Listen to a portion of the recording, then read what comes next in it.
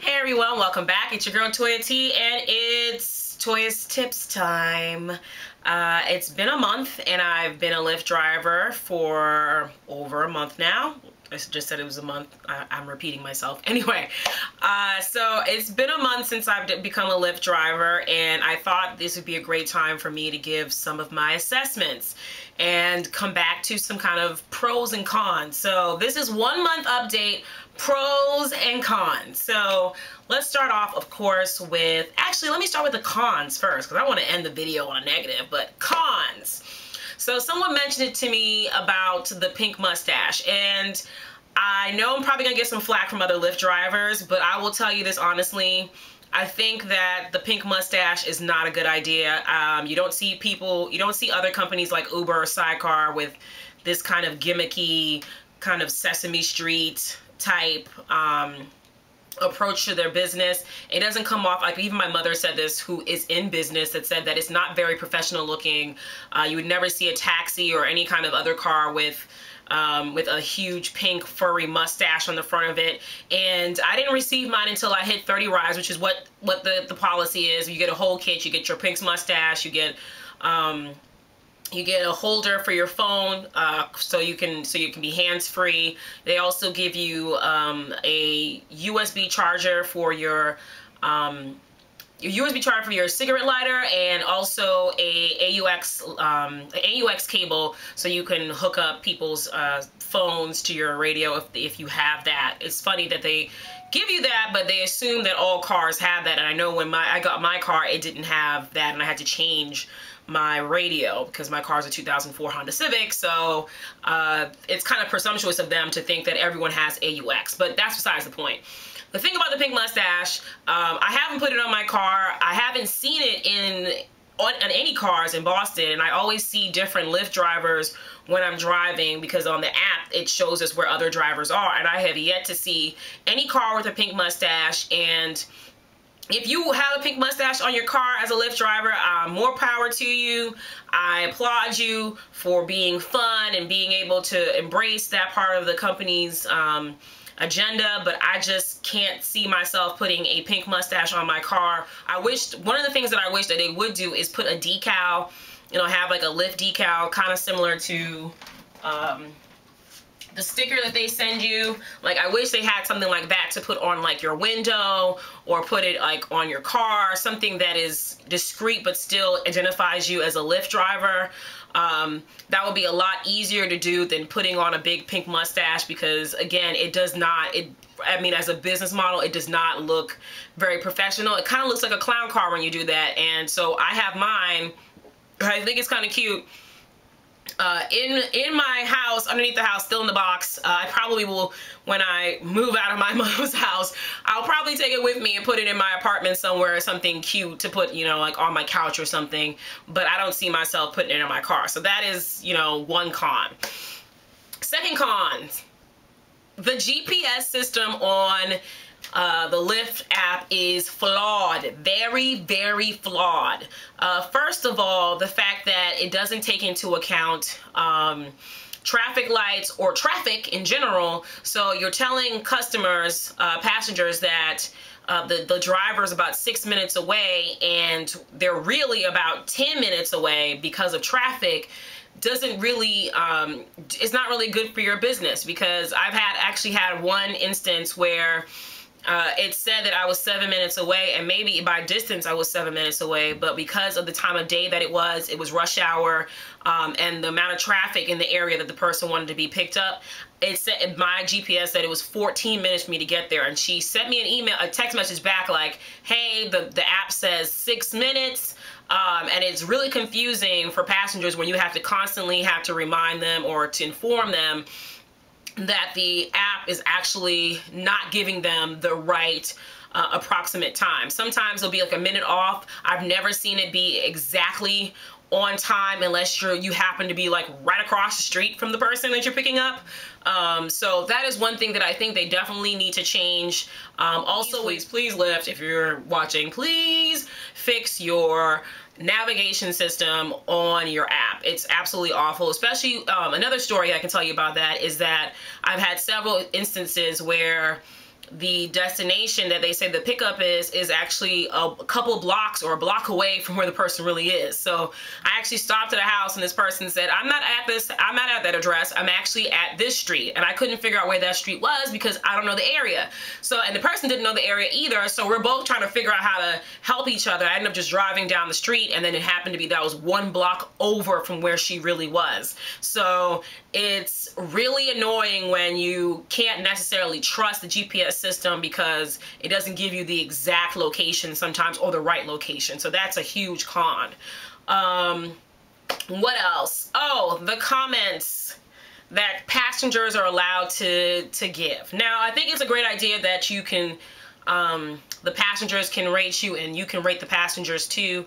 One thing I don't like about it is that if you give people the option and they're the kind of people that feel that they need to, I don't know, give comments for no reason, they just feel like they need to just, you know, give their opinion on anything, it doesn't help. So I've had a conversation with other Lyft drivers on the Facebook forum about worries about being flagged for navigation or being flagged for safety. So I recently got 2 safety flags.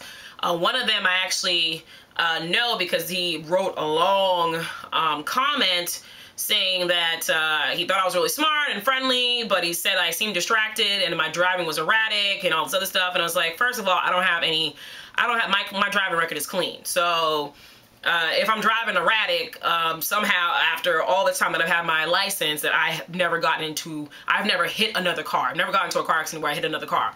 So it's funny that he's saying that. Second of all, I think passengers, it depends on how the passengers are, because you might have some people who are a little bit weary passengers. So I think that happened to me where he's like, oh, you know, I was concerned that we might hit a car. And I was like, you know, I'm not hitting cars. It's also rush hour. So you're trying to get your passenger to their destination as quickly as possible and get through rush hour traffic where cars are stopping suddenly because maybe a pedestrian walked in front of them, or a bike swerved in front of them, or the car in front of them stops abruptly for some random reason. So a lot of that is, you know, that comes along with the driving experience. And I really don't like driving like a granny. Even when I do drive like a granny, I feel like that could still happen because you never know what would happen during rush hour when there's lots of cars on the street. And also in a city like Boston where there's bikes and pedestrians walking all over the busy areas where people want to be dropped off. You're constantly going to be doing that. Plus, you're trying to have a conversation with your passenger and be friendly, and then also at the same time pay attention to GPS. And I think all of them assume for some reason that you know the city very well. So in my case, I only recently moved back home the last 3 years, and I don't even live in Boston. I live south of Boston in the suburbs, so I don't even know some of the streets very, very well. I know the neighborhoods that I grew up in well, but I don't know some of the downtown areas as a driver because I wasn't driving in this city. Once I got my license, I went off to college in New York and I was gone. So I don't know all the popular places very well. So getting to Fenway is always a problem for me. Getting to Cambridge is always a problem for me. And I think for some passengers, it's assumed because you're doing this job that you know the areas very well. And I'll even ask, like, you know, is it this way or that way? And I think he took it as like I didn't, you know, I need to be paying more attention to my GPS. But as I said before, I don't even trust the Apple Maps GPS because I'm not sure if it's telling me which way it's going, and then I'm not sure if it's right because sometimes it's wrong and it reroutes all of a sudden. So I try to ask them, you know, and I'll let them know that, you know, some of these areas confuse me, but yeah, you're going to get a bad rating. So I think some of the times you have to pay attention to the comments. It does help, so I try to be a little bit more mindful of how fast I'm driving, but you have to take it with a grain of salt because I feel like some people will just give comments just to give comments, and it doesn't even, I mean, you see that the majority of the people that drive with you don't have a problem with it and have not said anything, and that one person says something and all of a sudden you have a flag. I think that's a problem. I think that the flag system should really be maybe after you get 5 safety flags that you get a flag, like 5 safety comments, you get a flag, instead of there being one person out of 100 rides that you do, all of a sudden one person says that they had an issue with your driving and you have a safety flag, and it throws you off because for most people, when you see something like that, you take it kind of personally. So I think that's a huge con. They should figure out the way to make it a little bit better, that maybe if you get 5 bad comments about something, then you get a flag or a notification, instead of it being one person out of maybe a whole week of people that you've driven that have had no issues with your driving. So I think that's something that is a huge con for Lyft. All right, so I did all those cons. The pros, there's plenty of pros. What I love about being a Lyft driver is that you get to meet tons of different types of people. As I said, I think like you learn a lot of interesting things.